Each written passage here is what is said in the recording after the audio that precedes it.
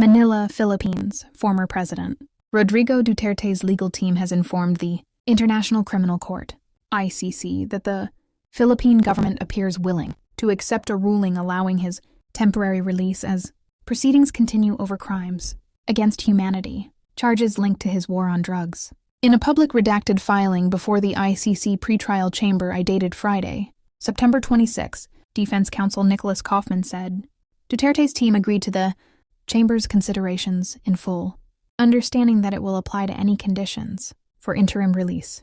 This agreement is proffered by counsel, who was formally instructed by Mr. Duterte to do all possible to ensure his interim release, in the full understanding that it will apply to any conditions.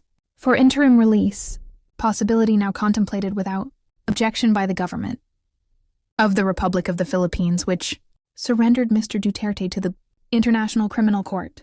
The defense team's notice to the court read.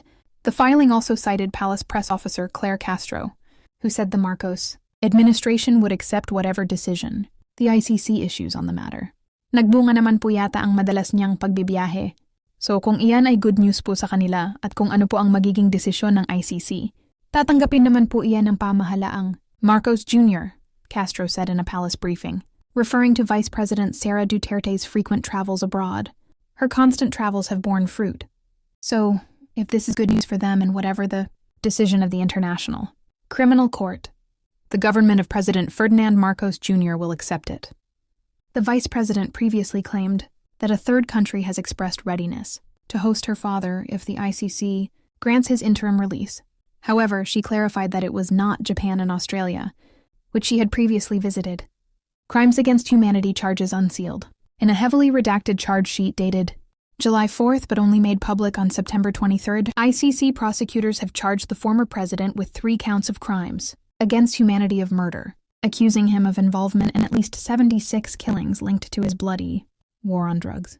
Duterte has been detained at the ICC detention center in The Hague since March 13th, awaiting trial for alleged crimes against humanity committed during his anti-drug campaign as both Davao City Mayor and Philippine President related.